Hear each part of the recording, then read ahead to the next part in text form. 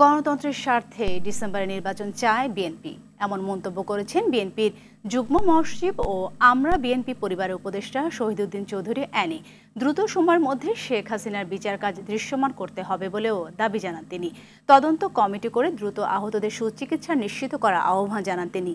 বলেন, নির্বাচিত সরকার থাকলে জুলাই যোদ্ধাদের চিকিৎসা নিয়ে অবহেলা করতে পারত না। আহতদের চিকিৎসায় সরকারের আন্তরিকতার অভাব রয়েছে বলে দাবি করেন তিনি।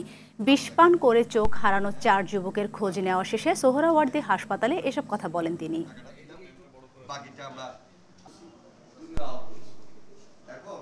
শুধু একটা পার্টি ডিসেম্বরে নির্বাচন চায়, কেন চায়, কি কারণে চায় এটা বুঝতে হবে। জনগণের স্বার্থে, দেশের স্বার্থে, জুলাই সর্বশেষ আন্দোলনের স্বার্থে বিগত 17 বছর আমরা যারা ত্যাগ স্বীকার করেছি, কষ্ট করেছি, যারা গুম হয়েছে, শহীদ হয়েছে, খুন হয়েছে, পঙ্গুত্ব বরণ করেছে, দৃষ্টিশক্তি হারিয়েছে, তাদের জন্য, দেশের জন্য, এজন্য নির্বাচন চাই।